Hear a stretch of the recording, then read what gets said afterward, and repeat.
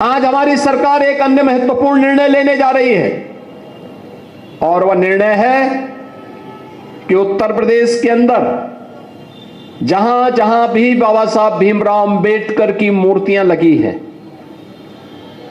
उन मूर्तियों में अक्सर होता है कुछ शरारती तत्व आकर के मूर्तियों के साथ छेड़छाड़ करते हैं, क्षतिग्रस्त करने का कुत्सित प्रयास करते हैं। अब हमारी सरकार एक व्यवस्था बनाएगी, उन मूर्तियों की एक बाउंड्री वाल बना करके उनकी सुरक्षा की व्यवस्था करेगी।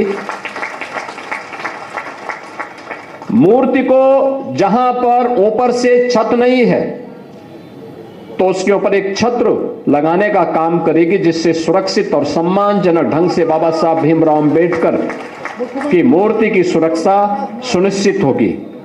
आज का दिन हम सबके लिए एक प्रेरणा दिवस है, क्योंकि बाबा साहब भीमराव अंबेडकर जी ने फर्श से अर्श तक की दूरी, यानी जमीन से और आसमान की उन ऊंचाइयों तक पहुंचने के लिए जो परिश्रम किया, जिन चुनौतियों से वो जूझे, जिन कठिनाइयों का सामना उनको करना पड़ा, जिस सामाजिक भेदभाव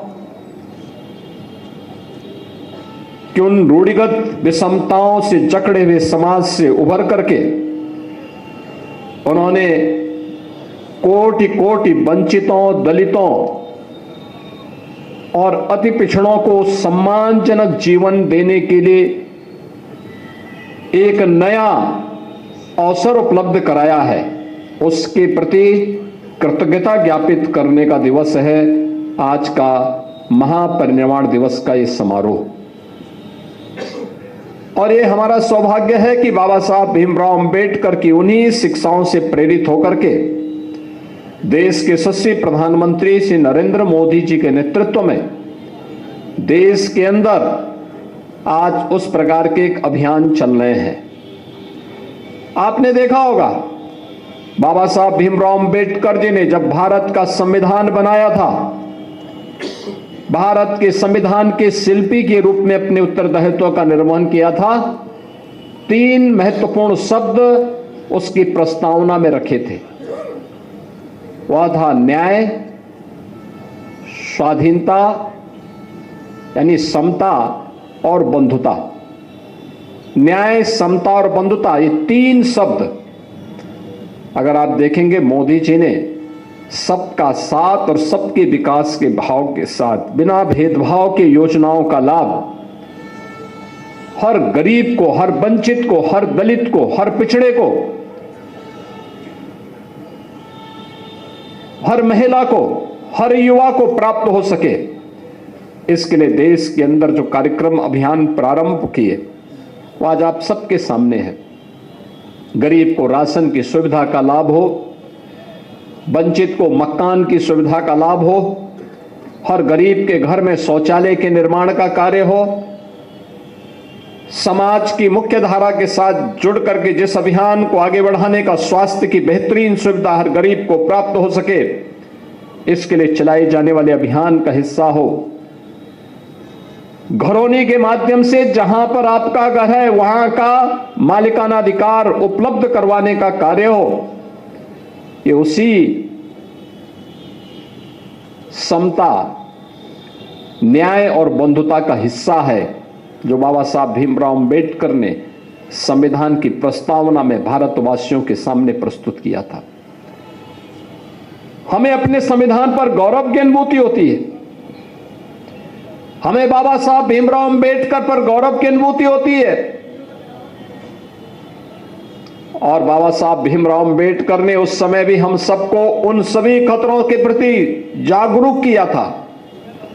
याद करिए, उन्होंने उस समय एक बात कही थी, जो बात यहां पे पहले अभी असीम अरुण जी ने कहा, मैं उसमें आने के पहले एक बात जरूर कहना चाहूंगा। जब उस समय कांग्रेस के एक बड़े नेता ने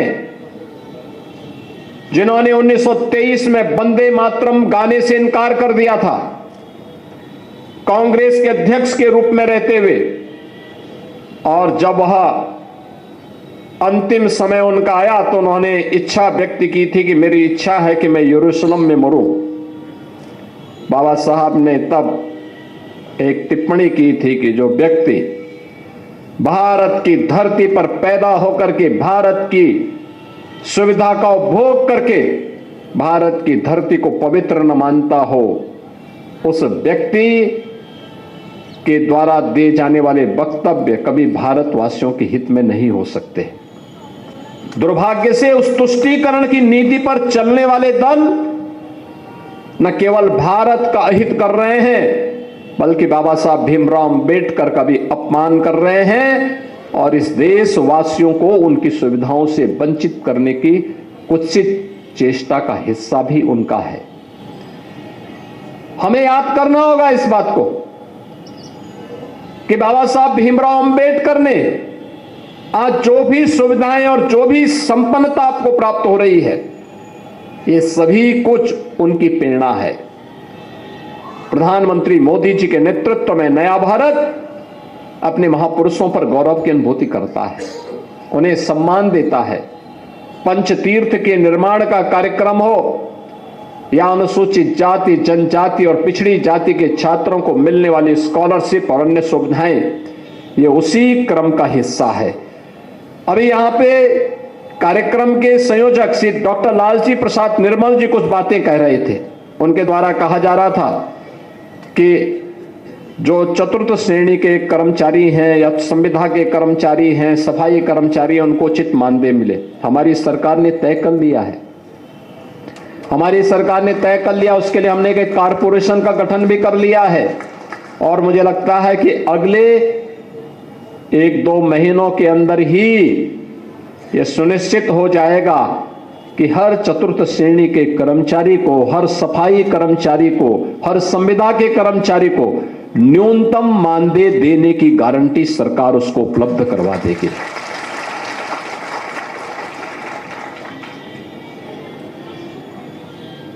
जीरो पॉवर्टी का हमारा अभियान भी उसी का हिस्सा है। अभी भी जो वंचित है, जो सुविधा का लाभ नहीं प्राप्त कर पाया है, अनुसूचित जाति, जनजाति, अति पिछड़ी जाति के गरीबों के उन सभी तबकों को चिन्हित करने का कार्य हमारा लगभग फाइनल हो चुका है। इस समय उनके किसी के राशन कार्ड बन रहे हैं, किसी के लिए पेंशन के कार्ड बन रहे हैं, किसी को अन्य सुविधाओं का लाभ उपलब्ध करवाया जा रहा है। और जिसके पास आवास नहीं होगा उसको आवास की सुविधा देंगे, जिसके पास आयुष्मान का कार्ड नहीं होगा उसको 5 लाख रुपए की आयुष्मान की सुविधा का लाभ उपलब्ध करवाएंगे। लेकिन कोई भी गरीब, कोई भी वंचित, अभावग्रसित नहीं रहेगा। उसको सभी प्रकार की सुविधाओं से संपन्न बनाने का काम ये डबल इंजन की सरकार आज कर रही है और उस अपने उस अभियान को आगे लेकर के कार्य करेगी। आज हमारी सरकार एक अन्य महत्वपूर्ण निर्णय लेने जा रही है और वह निर्णय है कि उत्तर प्रदेश के अंदर जहां जहां भी बाबा साहब भीमराव अंबेडकर की मूर्तियां लगी हैं, उन मूर्तियों में अक्सर होता है कुछ शरारती तत्व आकर के मूर्तियों के साथ छेड़छाड़ करते हैं, क्षतिग्रस्त करने का कुत्सित प्रयास करते हैं। अब हमारी सरकार एक व्यवस्था बनाएगी, उन मूर्तियों की एक बाउंड्री वाल बना करके उनकी सुरक्षा की व्यवस्था करेगी। मूर्ति को जहां पर ऊपर से छत नहीं है तो उसके ऊपर एक छत्र लगाने का काम करेगी, जिससे सुरक्षित और सम्मानजनक ढंग से बाबा साहब भीमराव अंबेडकर की मूर्ति की सुरक्षा सुनिश्चित होगी। हर मलिन बस्ती को, हर दलित बस्ती को, अनुसूचित जाति बस्ती को, जनजातीय बस्तियों को हम कनेक्टिविटी के साथ जोड़ने के कार्यक्रम को, जो अगर बच गया है, यद्यपि ग्राम्य विकास विभाग ने, नगर विकास विभाग ने इन कार्यक्रमों को पूरा करने का काम किया, लेकिन फिर भी अगर कोई बचा होगा उसको हम पूरी तरह कनेक्टिविटी के साथ जोड़ने का कार्य करेंगे। इस विश्वास के साथ मैं आज एक बार फिर से बाबा साहब भीमराव अंबेडकर की इस महापरिनिर्वाण दिवस के अवसर पर उनकी स्मृति को नमन करता हूं। प्रदेश सरकार और प्रदेश के 25 करोड़ जनता जनार्दन की ओर से उन्हें विनम्र श्रद्धांजलि अर्पित करता हूं और आप सभी अंबेडकर महासभा और प्रदेश के हर उस गरीब, दलित, वंचित नागरिक से इस बारे में मैं अपील और उनसे इस बारे में उन्हें आश्वस्त करता हूं कि बाबा साहब भीमराव अंबेडकर का यह जीवन दर्शन हमें एक नई प्रेरणा देता है और ये डबल इंजन की सरकार बाबा साहब भीमराव अंबेडकर की उन प्रेरणाओं से प्रेरित होकर के समाज और राष्ट्र को सशक्त बनाने में भारत के संविधान के गौरव को पुनर्स्थापित करने की दिशा में निरंतर प्रयत्नशील होकर के कार्य करेगी। आप सबके प्रति मेरी शुभकामनाएं हैं। धन्यवाद। जय हिंद। आज जब मैं अभी अस्थि कलश पे पुष्पांजलि कर रहा था तो पिछले दिनों माननीय प्रधानमंत्री जी के निर्देश पर मुझे भगवान तथागत बुद्ध के पवित्र अवशेष को लेकर के रूस जाने का अवसर मिला था। और रूस जब मैं गया तो रूस पहले एक कम्युनिस्ट देश था, लेकिन वहां का एक राज्य कलमी किया था। वहां जब गया, वहां की आबादी 3 लाख थी। शायद 3 लाख में से 30 लोग ही ऐसे रहे होंगे, शायद वह भी ना रहे हों, जो बाबा जी के उन पवित्र अस्थियों के दर्शन करने के लिए ना आया हो। एक लंबी लाइन लगी थी 3 लाख की आबादी के बीच। भगवान तथागत बुद्ध के संदेश को लेकर के, विचार को लेकर के, उनके शरण में जाकर के, भगवान बुद्ध की शरण में जाकर के बाबा साहब ने जो रास्ता दिखाया, उस रास्ते को हम स्मरण रखें। और जो संविधान उन्होंने दिया, जिसकी चर्चा हमारे पूर्व वक्ताओं ने की है, हम जानते हैं गरीबी का दर्द क्या होता है, गरीबों की पीड़ा क्या होती है। उस दर्द का इलाज करने का काम आजादी के बाद अगर किसी ने किया है तो हमें गर्व है कि वो भारतीय जनता पार्टी की डबल इंजन की सरकार ने किया। बाबा साहब के पंच तीर्थों के निर्माण का काम डबल इंजन की सरकार ने किया है। और बाबा साहब के हर उस स्वप्न को साकार करने का काम हमारी मातृशक्ति यहां पर बैठी है। बाबा साहब चाहते थे समानता। अगर पुरुषों को अधिक अधिकार मिला है, महिलाओं को कम मिला है, तो वह समानता नहीं है। माननीय प्रधानमंत्री जी ने जो नया संसद भवन बना, उसमें नारी शक्ति बंधन अधिनियम 2023 बना करके कानून की आने वाले 2029 से देश की महिलाओं को लोकसभा और विधानसभा में 100 महिलाओं में से 100 सदस्यों में से 33 सदस्य महिला चुन करके जाएंगी। ये आरक्षण का ऐलान हो गया है। मैं इसकी आपको बधाई देता हूं। इस समय एक बड़ा कार्य चल रहा है, वो कार्य है मतदाता सूची के शुद्धिकरण का। आप यहां सब लोग बैठे हैं, बाईं ओर दाईं ओर सब जगह बैठे हुए। आप मुझे बताइए, अगर बाबा साहब ने आपको वोट देने का अधिकार न दिया होता तो जब आजादी के बाद कांग्रेस सरकार में आई, आपको पूछती क्या? जोर से बताओ, पूछती क्या? नहीं पूछ सकती थी। बाबा साहब ने वोट देने का अधिकार दिया। तो इस समय मतदाता सूची के शुद्धिकरण का अभियान चल रहा है। मैं जानता हूं इस देश का पिछड़ा हो, दलित हो, वंचित हो, गरीब हो, वो कभी फर्जी वोट नहीं डालता है। उसको असली वोट का अधिकार जो बाबा साहब ने दिया है, उसे अपने मत को देने के अधिकार से वंचित करने का काम ये समाजवादी पार्टी के गुंडे करते थे कि नहीं करते थे? आज वो मतदाता सूची के शुद्धिकरण का काम चल रहा है तो ये हाहाकार मचा रहे हैं। अगर मतदाता सूची शुद्ध हो गई तो समाजवादी पार्टी का राजनीतिक अस्तित्व समाप्ति के कगार पर होगा। इनको मालूम है कि ये जिनके वोटों को मतदाता सूची में बनाए रखने की कोशिश कर रहे हैं, एक से अधिक वोट देने का अधिकार बाबा साहब ने दिया है क्या हमें? हर मतदाता को एक वोट देने का अधिकार दिया। हम आज संकल्प लें। अभी अभियान चल रहा है, 11 दिसंबर तक ये चलने वाला है। और जिनका फार्म जमा हो गया बहुत अच्छा, नहीं जमा हुआ जमा करिए। यही बाबा साहब के प्रति सच्ची श्रद्धांजलि है। यह हम सबको ध्यान में रखना चाहिए। और ये जो हाहाकार मचा रहे हैं, जो बूथ कब्जा करके पहले प्रदेश को लूटते थे, देश को लूटते थे, गरीब को लूटते थे, आज इनके लूट के रास्ते को माननीय प्रधानमंत्री श्री नरेंद्र मोदी जी के नेतृत्व में बंद कर दिया गया है। ये पहले आप सब लोगों के नाम पर, गरीबों के नाम पर, पिछड़ों, दलितों, आदिवासियों के नाम पर योजना बनाते थे। दिल्ली से 1 रुपया भेजते थे, आपके पास 15 पैसा पहुंचता था। 85 पैसा ये बेईमान खा जाते थे। उसमें कांग्रेस हो, सपा हो, राष्ट्रीय जनता दल हो, टीएमसी हो, जो देश की भाजपा विरोधी राजनीतिक दल, इनका ये चरित्र था। भ्रष्टाचार मुक्त भारत के लिए, भ्रष्टाचार मुक्त उत्तर प्रदेश के लिए आप सबका मतदाता सूची में, जो भी मतदाता 18 साल की उम्र हो गई है तो मतदाता सूची में आइए। कोई स्वर्गवासियों में उनका नाम हटेगा, कोई 2 स्थान पे, उनका 1 स्थान पर रहेगा। लेकिन यह आज बाबा साहब के प्रति सच्ची श्रद्धांजलि। मैं आज चूंकि लंबी बात नहीं करूंगा, माननीय मुख्यमंत्री जी को भी उद्बोधन देना है। मैं यही कहना चाहता हूं, बाबा साहब के सच्चे अगर कोई भक्त है, पुजारी है, तो वो भारतीय जनता पार्टी हो, या जो गरीब समाज बैठा है ना, दलित पिछड़ा बैठा है, वो है। और उन सबको मैं ये कहना चाहता हूं कि बाबा साहब के प्रति अगर सच्ची श्रद्धा रखते हो तो मतदाता सूची के शुद्धिकरण के अभियान में तन्मयता के साथ लगिए और इसको सफल बनाने का काम करिए।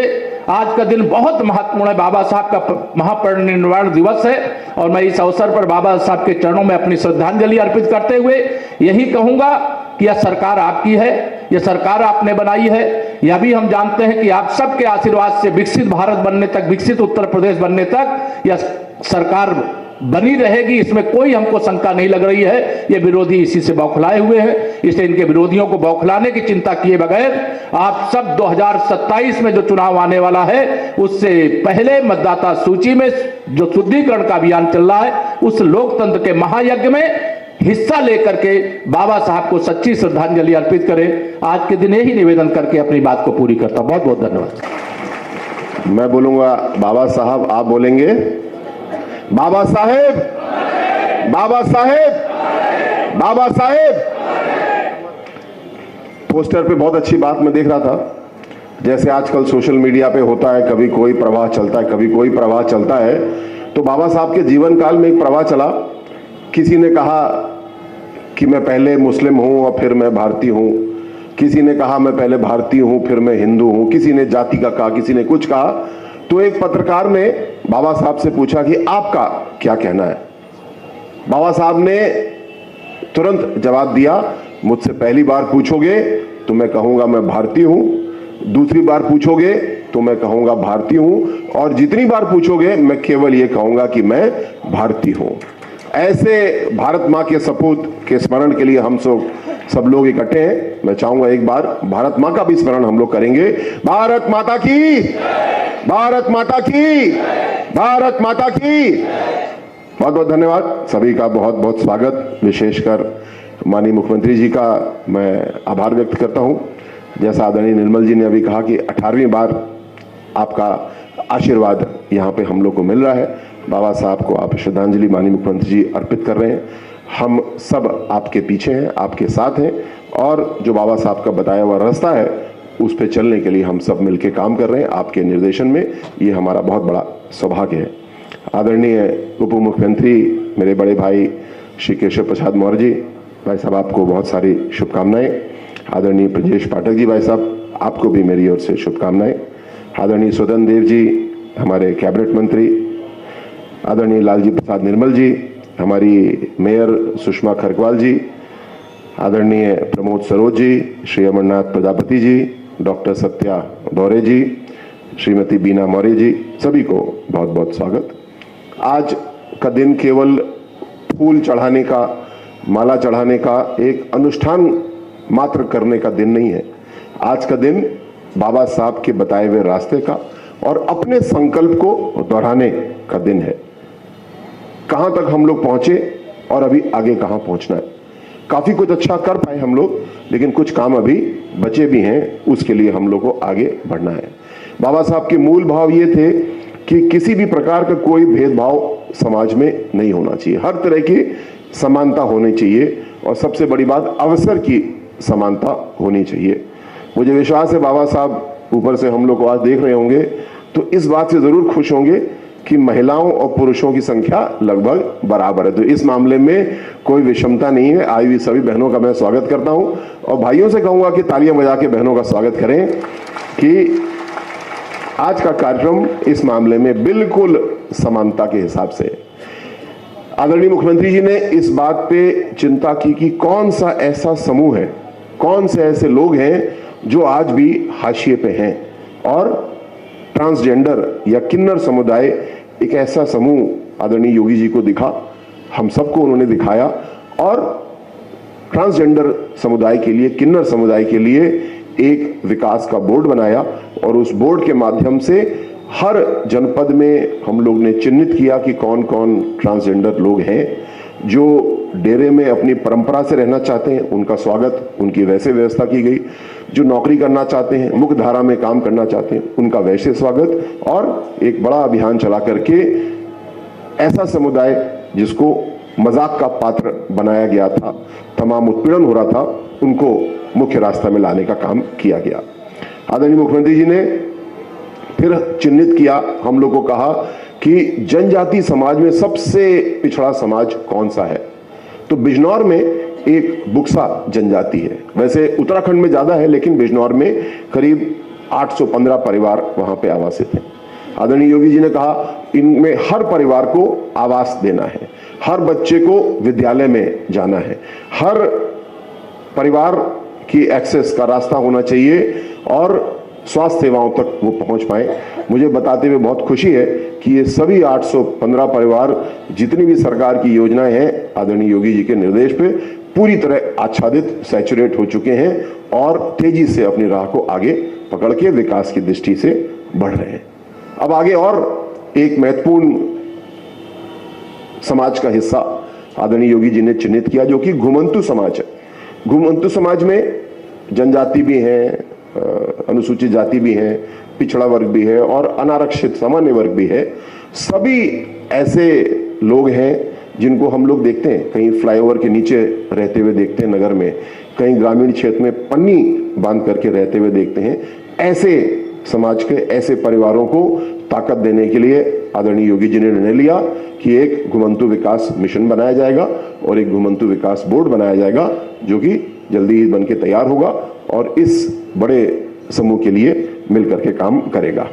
अब आने वाले समय में जो जीरो पॉवर्टी की योजना चलाई जा रही है, मैं कल ही आंकड़ा देख रहा था, मुझे इस बात से बड़ी संतुष्टि हुई कि सबसे ज्यादा परिभाषा की दृष्टि से देखें तो अनुसूचित जाति की विधवा महिलाओं को उसमें चिन्हित किया गया है। मतलब सबसे कमजोर जो व्यक्ति, हम भी सोच सकते हैं, लेकिन आंकड़ा भी हमको बता रहा है कि उनको चिन्हित किया गया है और उनको लाभ देने का काम किया जा रहा है।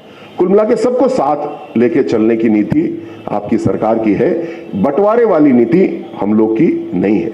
जो लोग बंटवारे वाली नीति पे चलते हैं, जो बंटवारे वाली राजनीति करते हैं, उनका हाल वो होता है जो आज पाकिस्तान का हाल है, जहां पे आटा नहीं मिल रहा है, 180 रुपए किलो आटा वहां पे है और भारत में 80 करोड़ थालियों में आपकी सरकार भोजन रखती है।